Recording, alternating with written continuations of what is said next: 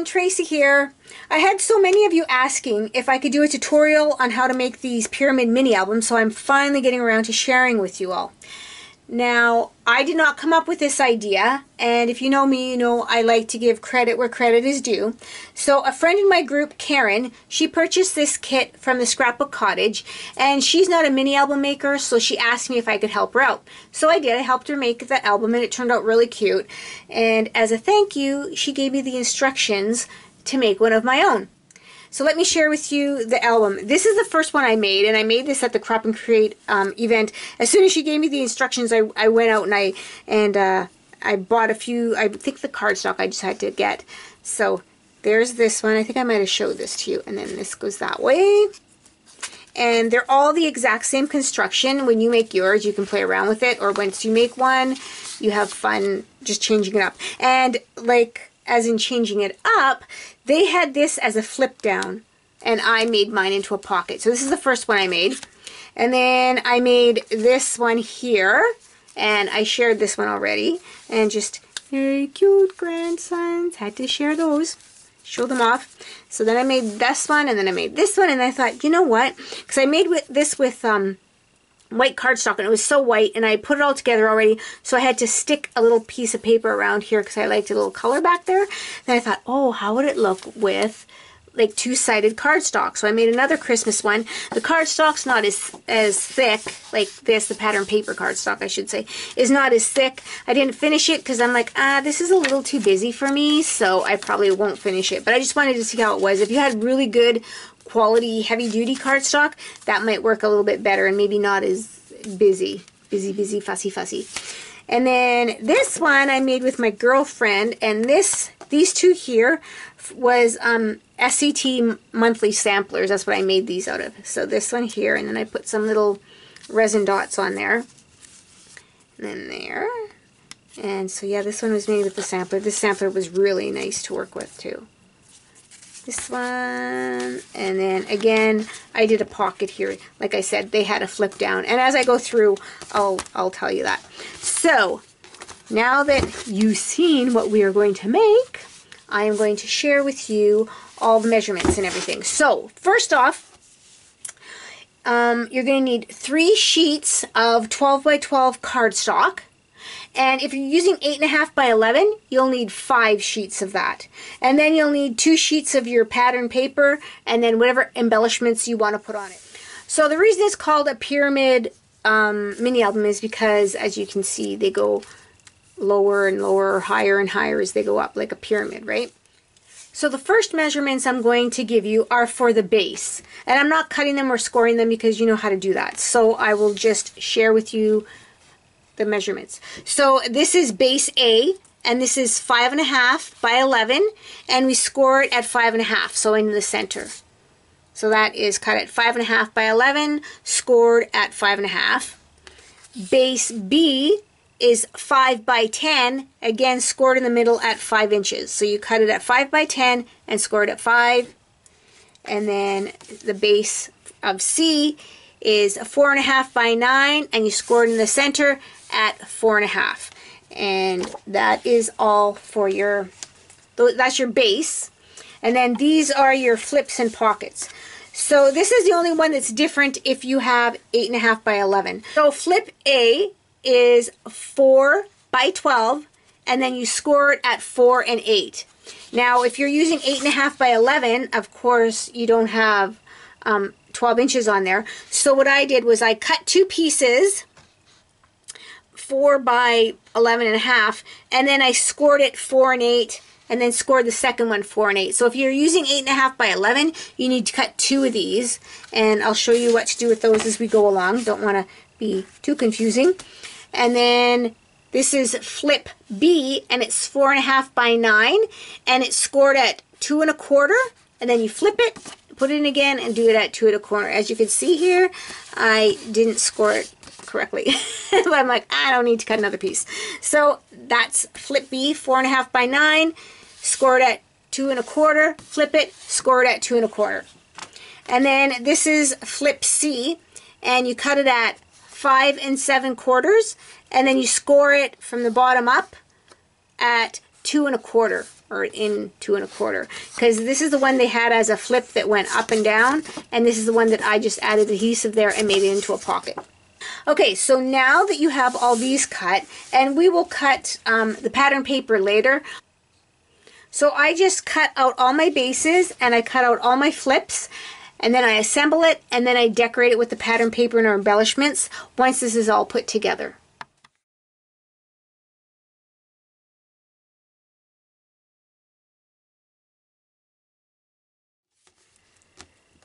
So the next step is to attach your bases. Your C base goes on top of your B base, and your B base goes on top of your A base. Now you can use like your heavy duty red liner tape or your Sook Wayne tape, but this is the heavy duty tape in here. It's the thicker stuff, but it's really heavy duty tape. So you want to tape the back of your base. So I'll just tape this, and then you want to just center it on top. You really want to get to the edges a little bit better than what I did here, but there we go. So you take your base and you just center it as much as you can.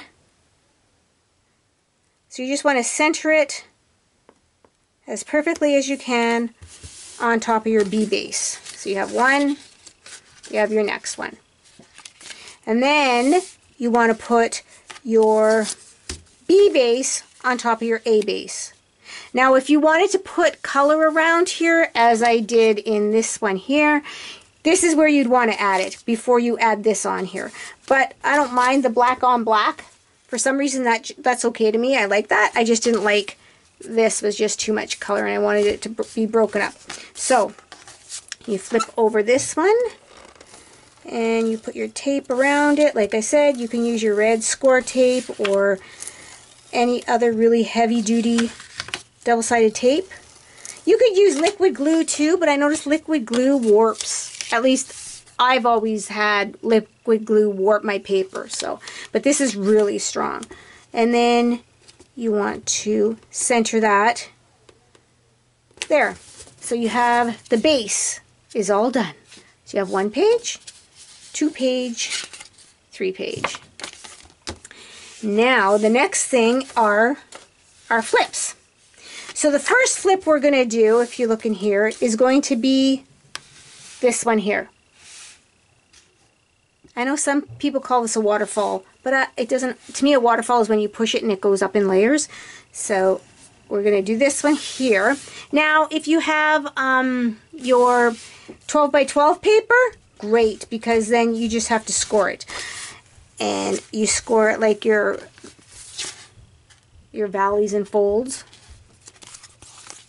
Whereas if you only did it with your 8.5 by 11, you're going to have 2 pieces. And what I did, you need 3 blocks in order to do that. So what I did was I attached, so here's one score mark, here's one score mark, and this isn't a nice 4 by 4 square. And then same with this one.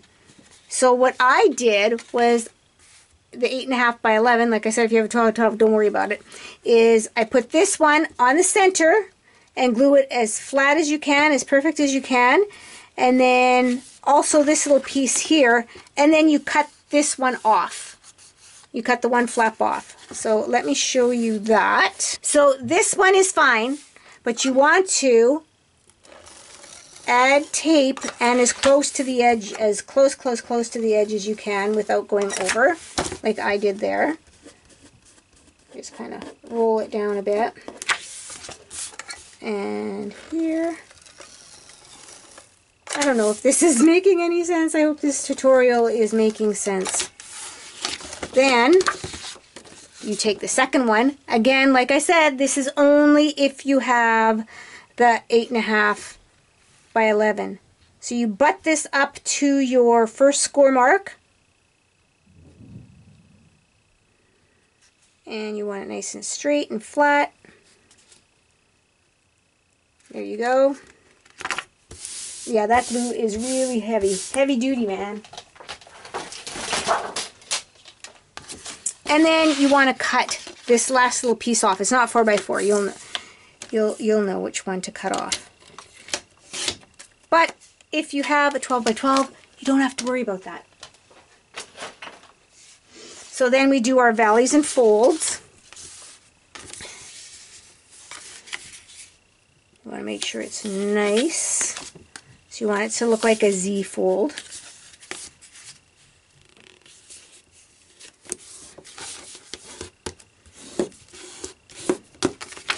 Okie dokie. And then, where's my piece? Oh, here it is. Ooh, I've got too much stuff on the table in front of me. So you open your first base piece up.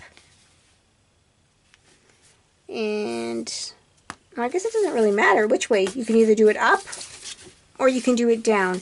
And this is a lip here, but that's okay because you're going to put a piece of pattern paper on it. You're not even going to notice it. So then we attach this onto our first opening. So take the sticky note off, add the tape,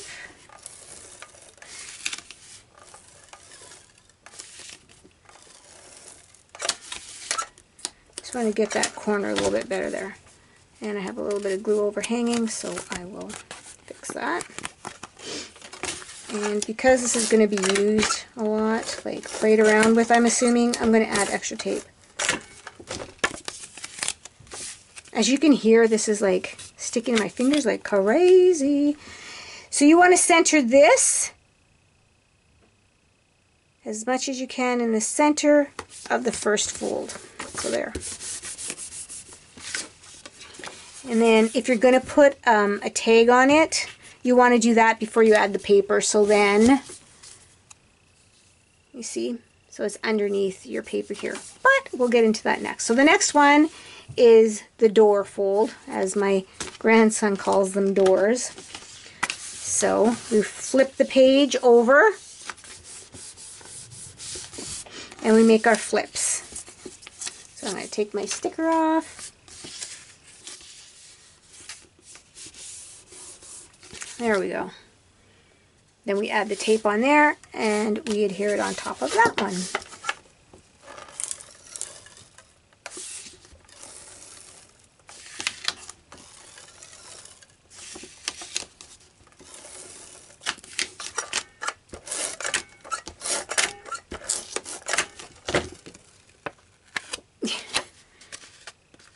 And I just want to flip. Sometimes I put my tape a little bit over the edge and I just flip it and it should be fine.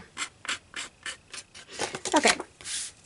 So then we put this on the second page. Center it as good as you can on the center page.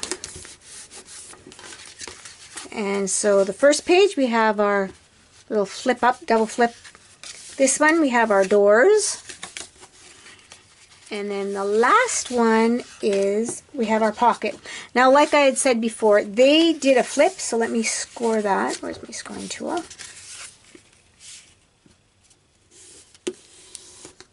So in the instructions, they use this as a flip. So you can use this as a flip if you want. But I like mine as a pocket. But I'm not going to make it into a pocket until I put my pattern paper down there, so it goes down further. But I will adhere it to my book. So I will put the tape on the back again.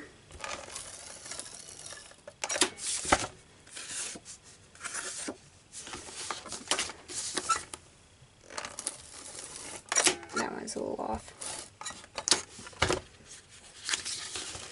The tape, I meant. The tape was off the edge.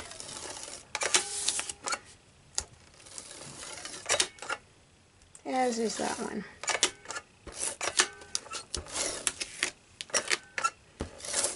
You can get obviously more precise gluing with your adhesive if you use this, because you can put it down and then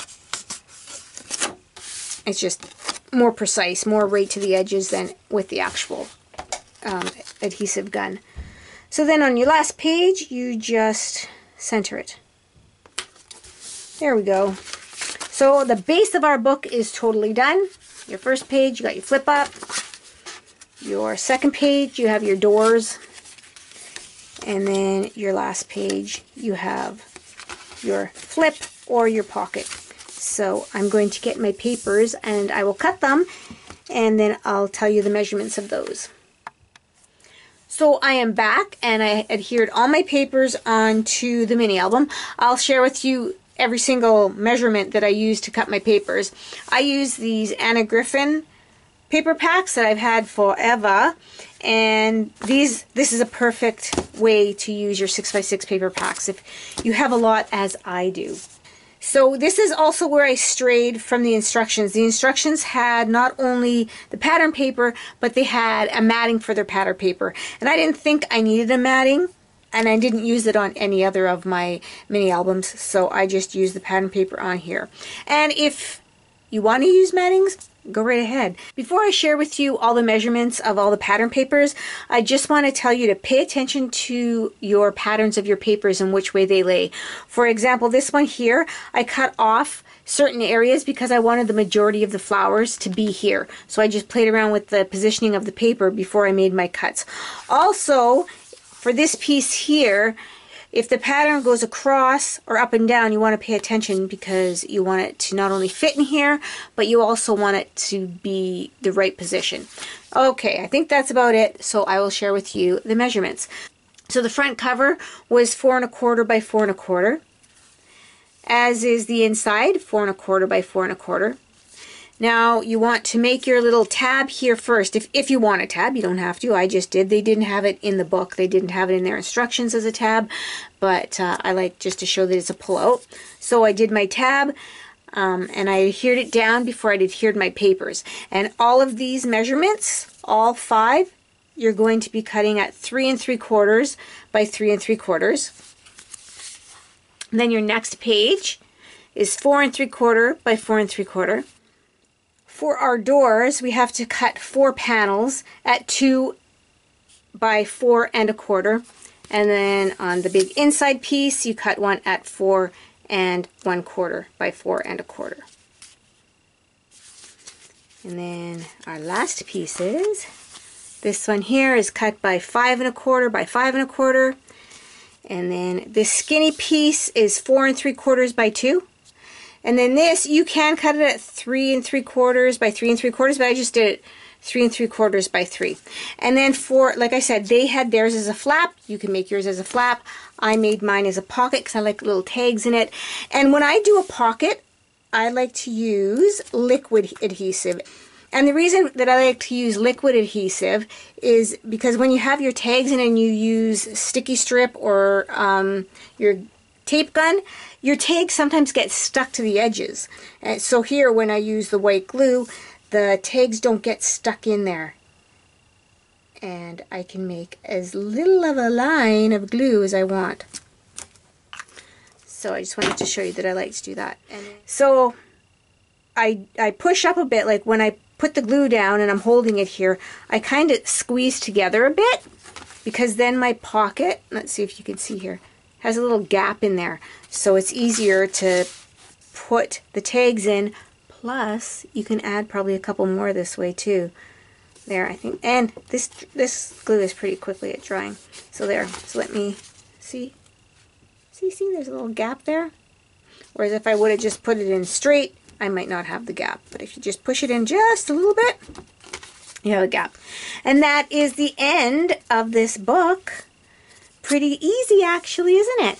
Now I'm going to add some embellishments and finish it all off, and maybe add some pictures finally to my mini albums. I love to make them, but lots of times I don't add the pictures to it. It's just fun doing it. Just the process of making them is fun, and you know what? That's okay too. So thank you everybody for joining me, and I hope you have a very creative day today.